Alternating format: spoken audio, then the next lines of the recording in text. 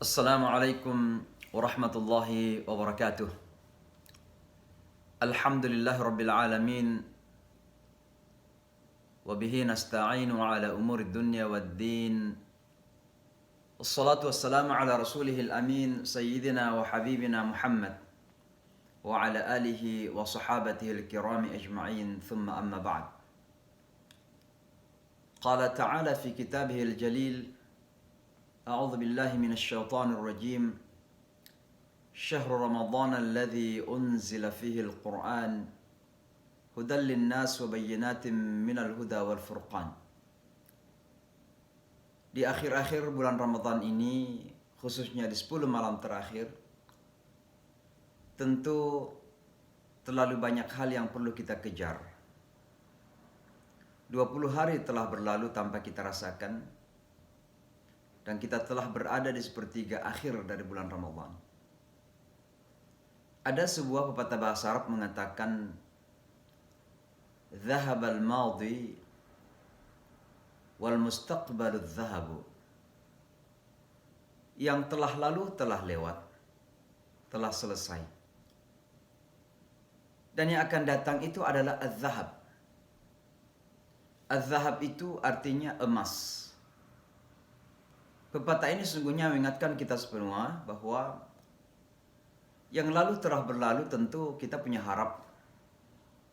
Dan kita berdoa mudah-mudahan hari-hari yang lalu di bulan Ramadan ini telah menjadi hari-hari yang penuh dengan barokah, penuh keberkahan, penuh rahmah, penuh dengan kebajikan.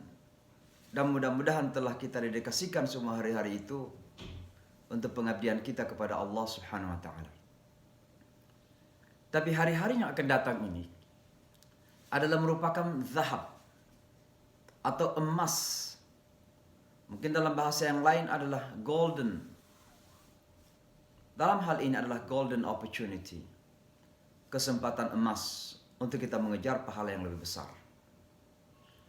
Maka jangan sampai kemudian kita masuki hari-hari terakhir bulan Ramadan sementara spirit kita, ruhiyah kita semakin berkurang. Sesungguhnya ketika itu terjadi, maka itulah permainan syaitan.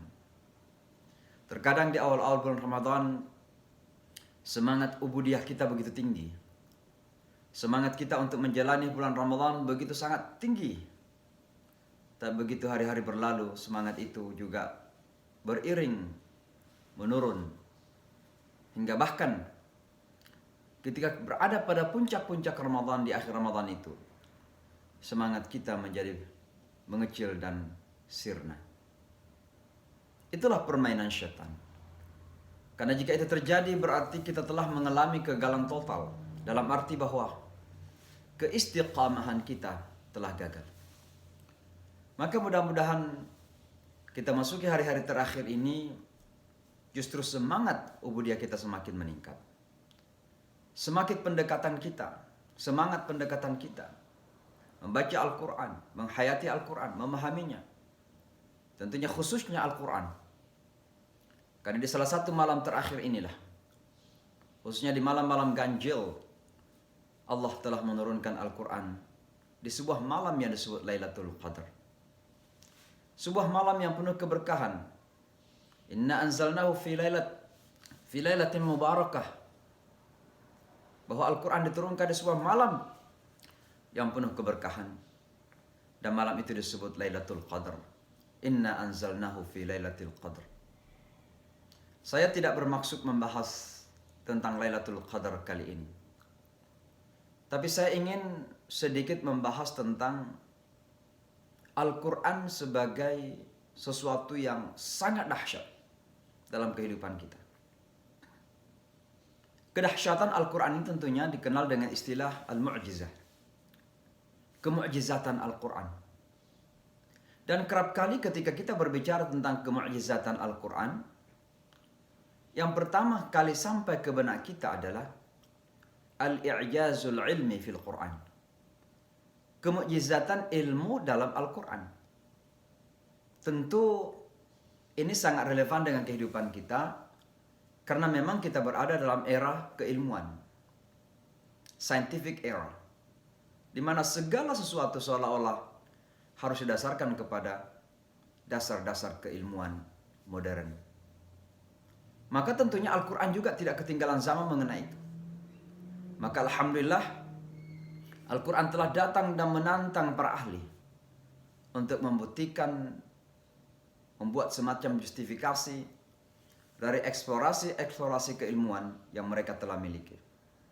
Dan betapa banyak penemuan-penemuan keilmuan yang kemudian ternyata telah menjadi ajaran dasar dari Al-Quran itu sendiri. Tapi sejujurnya kalau kita berbicara tentang al-mu'jizah al-Qur'aniyah atau kemukjizatan Al-Quran, maka kita berbicara tentang segala aspek yang berkaitan dengan Al-Quran. Karena memang definisi Al-Quran itu sebagai berikut.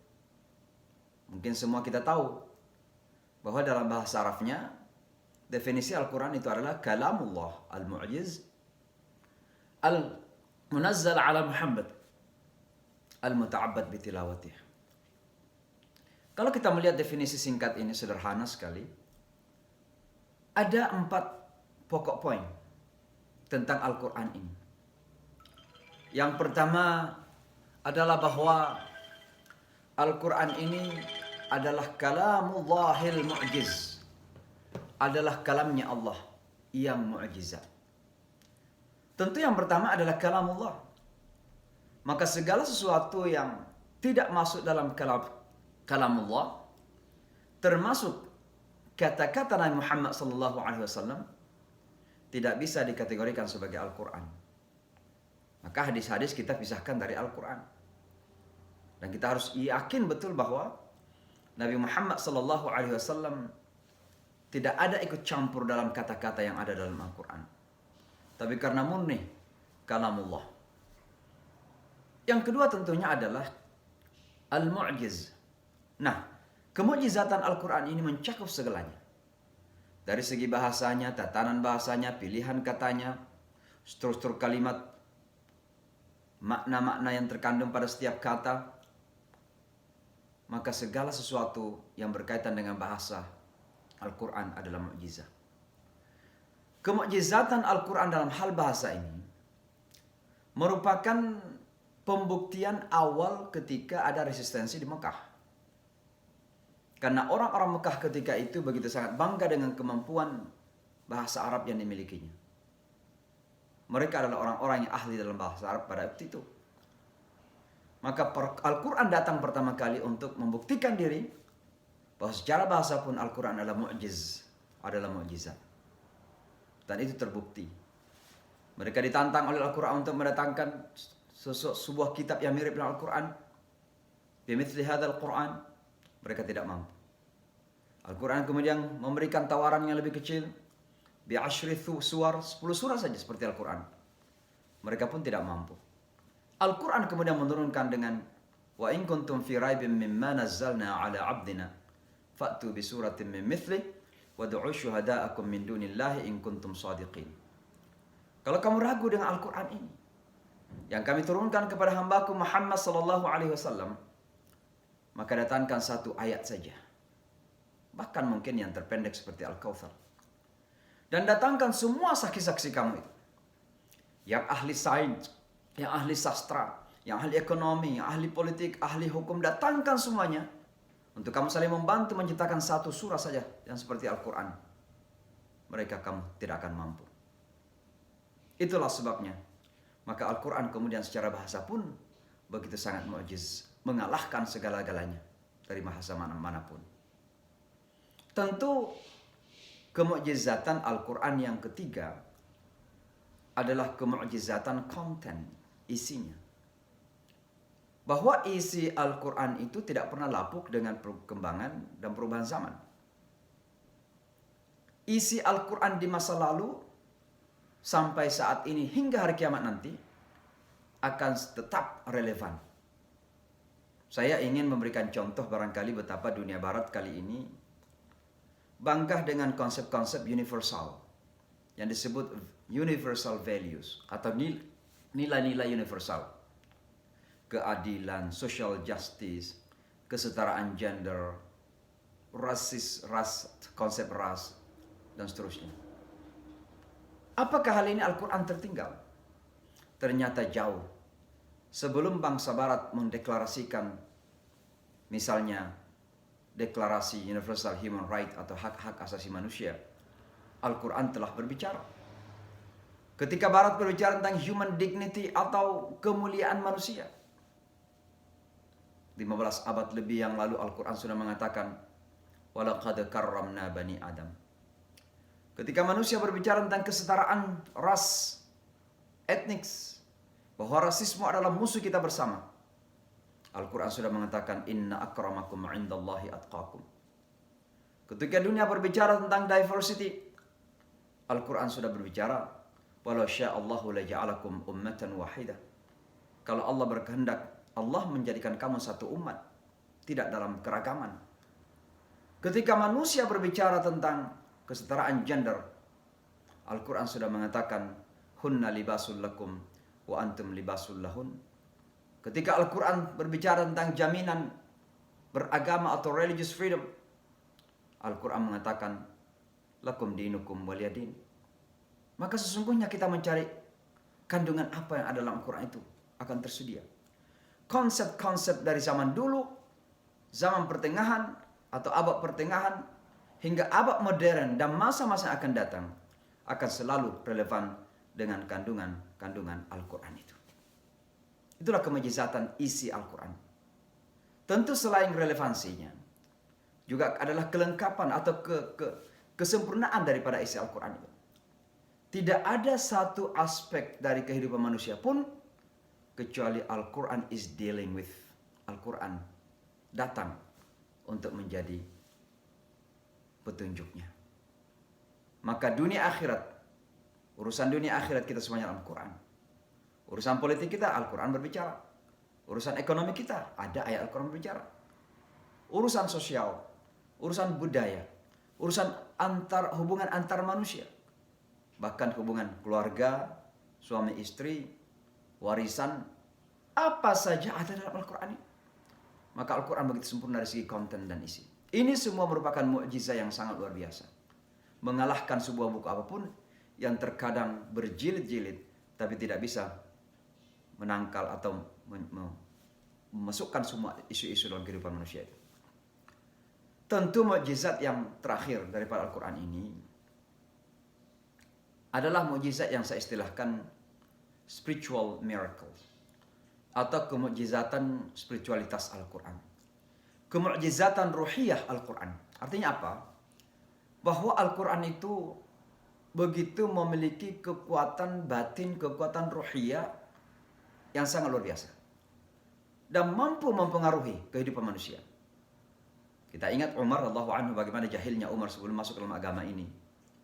Begitu masuk dalam agama ini, Umar tidak saja menjadi Muslim, tapi menjadi Al-Faruq.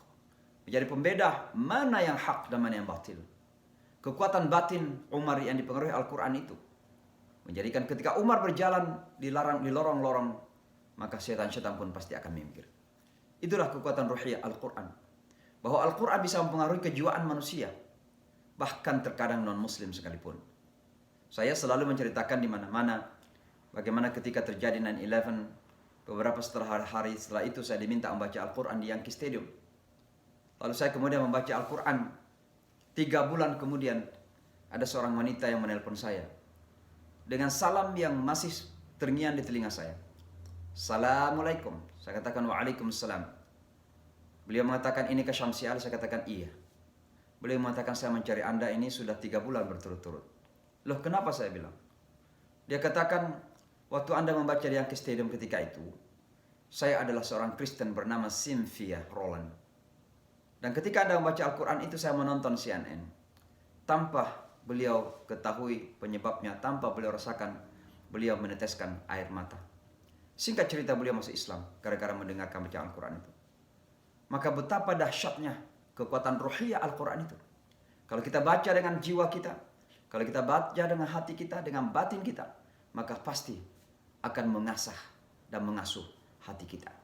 Dan oleh karenanya saya ingin tutup dengan begini. Sayang sekali bahwa dalam kita berinteraksi dengan Al-Quran ini, ada 3 golongan manusia. Yang pertama, ada kelompok manusia yang seperti seorang anak kecil yang datang dari sebuah kampung ke kota. Ketika sampai di kota, lalu diajak oleh temannya ke pinggir lautan. Begitu sampai di pinggir lautan, yang nampak baginya adalah kotoran-kotoran, sampah-sampah di pinggir lautan. Maka dia pun langsung mengambil kesimpulan bahwa lautan ini nggak ada apa-apanya. Kenapa kita harus datang ke pinggir laut ini? Lautan ini kotor, tidak mengandung hal-hal yang bermakna dan bernilai. Inilah anak kecil, childish mind, yang berpikiran kecil, tidak pernah menyelami kedalaman makna Al-Quran, lalu kemudian menyimpulkan bahwa Al-Quran itu adalah kitab yang tidak memiliki apa-apa. Hanya karena mungkin ada perilaku-perilaku sebagian umat yang menjadi penghalang bagi tersingkapnya nilai yang ada dalam Al-Quran itu. Ini kelompok manusia pertama. Kelompok manusia kedua adalah ibarat seorang turis yang datang dari sebuah negara ke kota New York. Lalu dia tibalah di kota New York, ingin jalan-jalan, kemudian merent mobil atau menyewa mobil. Dia tidak tahu bagaimana alamat-alamat yang ada di kota New York ini. Maka di dalam mobil itu ada map, ada peta. Sayang sekali bahwa dia berpura-pura membaca peta itu, tapi sebenarnya tidak paham. Mungkin karena tidak paham bahasa Inggris, atau mungkin memang karena tidak bisa membaca. Intinya tidak memahami peta tersebut. Maka dia kemudian mulai mendrive, mulai menyetir mobil. Tujuannya Brooklyn, tiba-tiba dia sampai ke Bronx. Kenapa? Karena dia tidak punya peta dalam kehidupan. Al-Quran ini adalah peta kehidupan kita, petunjuk kehidupan kita. Tapi peta kehidupan ini tidak mungkin untuk kita bisa fahami, kita ketahui, kecuali kalau kita baca dengan sungguh-sungguh dan dengan pemahaman. Afala yatadabbaruna al-Quran am ala qulubin aghfaluha. Kenapa kita membaca Al-Quran tidak memahaminya? Maka petunjuk dari Al-Quran kita tidak paham. Maka kita pun masih mengalami kegagalan untuk menangkap tujuan hidup. Karena kita tidak paham tentang petunjuk hidup kita. Contoh yang terakhir daripada bagaimana kesalahan kita berinteraksi dengan Al-Quran adalah ketika ada seorang turis dari sebuah kampung juga, sebuah negara. Datanglah ke kota London. Begitu sampai di imigrasi, diingatkan oleh immigration officer, pegawai imigrasi. Selama Anda berada di negeri ini, Anda harus taat kepada aturan yang ada. Lalu dia merasa, oh man, kata orang New York, saya datang dari Indonesia. Aturan saya ada Pancasila, Undang-Undang Dasar 45. Ngapain saya ikut aturannya Inggris? Kan Inggris negara lain. Kalau dia ini jawab kepada immigration tersebut, maka tentu dia akan dideportasi.